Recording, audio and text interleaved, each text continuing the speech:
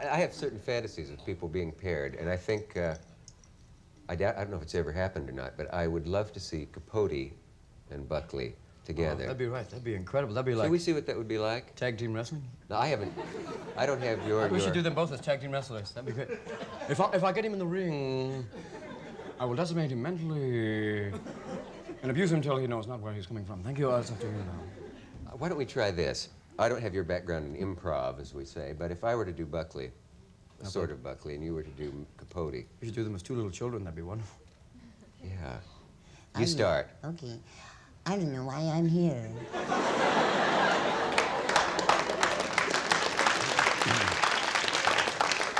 Look, William, look. Look what they make us read in class. See, Dick, run. I don't think that's writing. I think that's just typing. Mr. Capote, you're here because we're his children, aren't we? Oh. You're here... We'll go through puberty then if you want. Halfway there. You're here, Buckley as a child. You're here, Mr. Capote, because I invited you. Only you eat boogers, die. We'll get sued for this now. Yes, well. Big lawsuit, double action. Friday says, going to Big Yuck's career flashes. I'm not sure what we learned from that, but it was something. Let's switch gears again. Switch gears into some other... We'll be anybody. We can change places. Let's wander around your set again. No, take me on a tour of my set. Look at a tour of your set. There are parts of it I've never seen. Look! A hypoglycemic cupcake. Welcome, G.I. You come in for back rub now. We have a human car wash. You come in back rub. Hello, Sailor.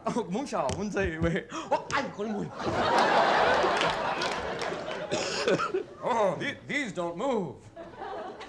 Are you serious? Somebody's fantasy, though. It's okay. Don't look, little boys and girls. I'll just take what comes. Panelist number 1. God, look at all these books. They have put a lot of weird things here. I know, this is incredible. Yeah. Little party favors from the last convention. Hello, Margaret. Come on now. Put it on. It won't hurt. Beginning algebra. Look at that. Oh. Oops. Right now, the guy who's this pop master's going, get away from there, I'll kill you. This is the Yugoslavian Oscar, which I won some years back. I don't know what that's doing there. Certainly a highly attractive thing, isn't it? We can go to the Vatican and go, Congela sindevella cindevero, candevi sang de vingola codongivero, le bol!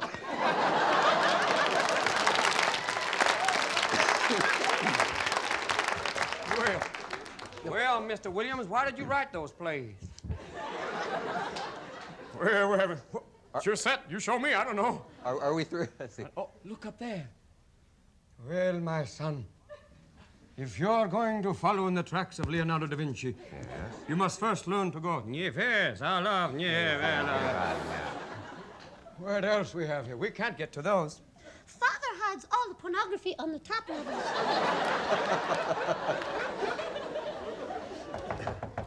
It's me, Lola. Amontillado. Look at this. Oh, we can put this. Do I spy it? Hey, yo, come on, let's go. I'll show you the rest of the damn set here. Oh, some people from Brooklyn. Sorry, just kidding. Oh, it's it. Can't do that. Oh, that's on me. Go to the disco. Let's go. Come on, let's go. Macho. Have you read Bergson's series of comedy? No, not yet. I read a book that was a quick switch, though. Yeah, when you go. And so we move. Tell me something, Robin, in semi-seriousness. I can't remember anybody being catapulted to or skyrocketed to instant fame in recent years as fast as you have. Is there any vertigo involved? Do you find it a strain? Are there dangers in it for you? Yeah, there's certain fears because you find the freedom of expansion. I mean, the ability to move and do things I used to love to do, like skating in Venice Beach in California. I used to love that. That was a lot of fun. And now it's real hard because you get stopped and bordering on people. Yeah. Sometimes you feel kind of like a freak of nature sometimes because you'll stop to make a phone call and all of a sudden there'll be 50 people kind of standing around the booth going,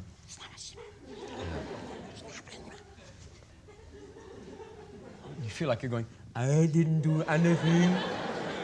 Don't stare at me. Do you find me repulsive? It was very strange. That I find strange. Do you dare do that, though, or does that just encourage them to gather more people around? It is him. Yeah.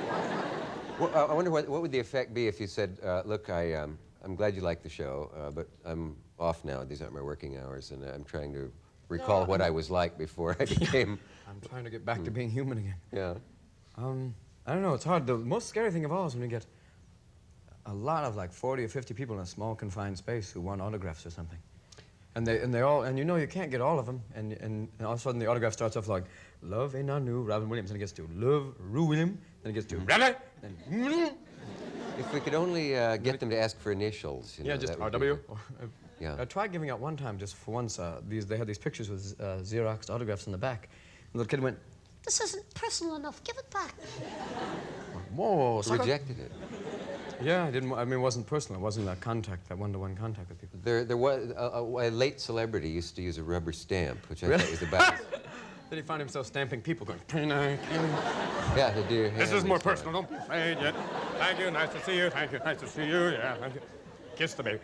You must have had 4,000. Would you just sign this checks a year? Oh yeah. by this Or time? what's some of the lines that you do? There's certain things that people think that Just a blank check. Hey, hey, hey. Yeah, oh, good. Oh. Or there are people who, well, there really ought to be a course, I suppose, in how to approach celebrities, because anybody who's on TV is recognizable, and it isn't always a pain in the neck to be recognized. No, it's and when you first starts happening, you're going, they know who I am. Yeah. You can start getting tables at restaurants before they went, I'm sorry, monsieur, we don't take your type. Do you ever find it embarrassing when you get this? Suppose I'm a head waiter or someone with an airlines or something, and I say, start to ask me something. Excuse me, can you? You want to just stand over there for... Oh, my God, I'm sorry. Never get these people out of here. Come on. I had one thing happen. It was a very elegant French restaurant, and I was going, if you'll check the special tonight is the poulet à vinive. Hey, it's more!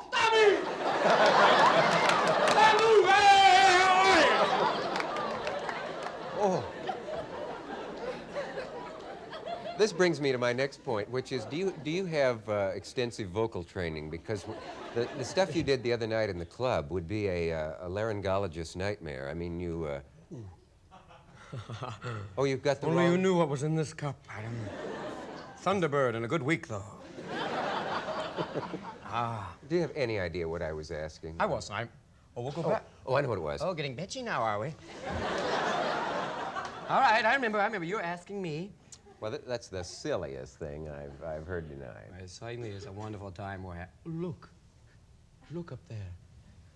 A giant fan sucking all the air out of the room. We only have a few more minutes. At least we know we have one fan present.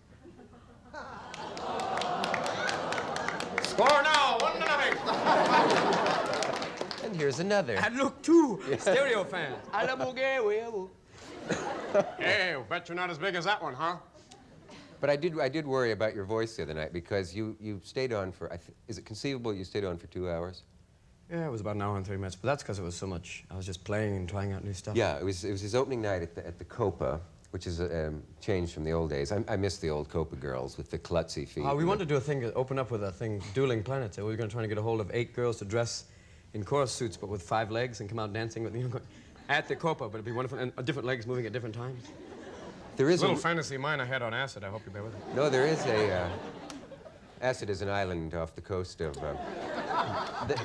there is a Russian clown who does a 3-legged dance. He has an artificial leg, and there's some terrific switch at the end. It turns out that the leg you thought was the false one is real.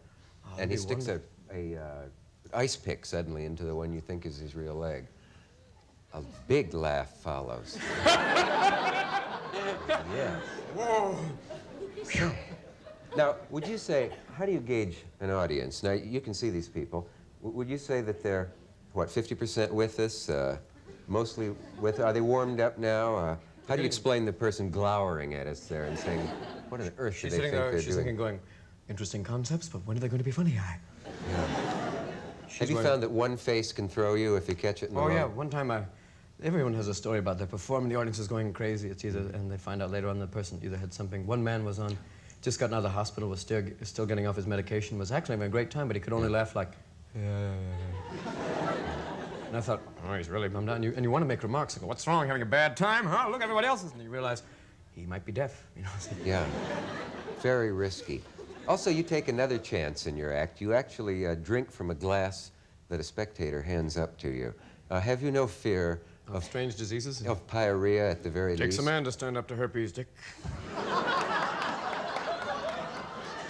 Stand up to her what? Stand up, no. We've used another word that won't make it see the light of day. Oh, right now, Mr. Censor's going, well, his grant is gone. You know, and Mr. PBS is going, honk, we'll call you back. Not to mention Mrs. P. Mrs. But by the way, I inhaled an entire clove. It's the second time I've done that before coming on. You have me at a disadvantage. My Greek barber told me that you never need to buy mouthwash. Just bite on a clove 2 or 3 times. And a clove is lodged somewhere in my pharynx or... If it makes it to your stomach, you don't have to worry about it. You'll always smell good now. You're right about that. Now, that's looking on the bright side, and that's what comedy really is, isn't I'm it? an optimist, you know? Life is so wonderful. And that's why I When you live in California, you realize everything's okay because one day it's all going to go brrr. Robin, name 2 comedians who, had they not existed, you wouldn't be as you are today. That's sort of a left-handed way of asking a question, but you know what I'm after. Whose work should we see in yours? Oh, the people who influenced me are Jonathan Winters and Alan Ludden. In that order? Yeah. No, mainly Jonathan Winters, but he's incredible. I finally met him. The humorous part came mostly from Alan. Yeah, he taught me poise. But he'll sue me now, too, Mom. But Johnny Winters, it would be a huge influence. Oh, he's incredible. I finally met him after wanting to, you know, after seeing him when I was like about 10 years old. I remember him. We used to drive Jack Parr beyond going, and you know, he'd go, come on, Jack, cool it, let's go. Let's get a little crazy. Yeah. And he would go off and do madness for, you know, an hour, and they had to stop the show. Mm-hmm. And you knew that when the cameras were off, he was doing things like, come on, let's go, let's go. Yeah. And I finally met him, and that was incredible. Was he, in any sense, disappointing in person? By that I mean, No. was he not on? He was on, but he was Because people expect on and him to off. be on all the time, as they probably do you, and sometimes, obviously, he isn't in the mood. Well, he was in the mood the first day I met him, because he was incredible. He played about 15 different characters, had an old man. The first time he called up on the phone, he said, oh, excuse me. Yep. It's okay in America? Oh, it's all right. In my country, that means we kill you. I don't know. Winters was on the phone, and... Or no, he wasn't on the phone. I remember. Oh, wait. He was on the phone. I've decided that Winters, at various times, is certainly the funniest man who ever existed. There are times when he can absolutely convince you of that, and it may very well be. I think so. And I would like to get to the bottom of this, but somebody has taken away all our time. We are done? The time's winged chariot has done its Has once dirty again work. flown softly yonder past our window, left us sitting here wondering, as moments bring us anon. See you. See you later.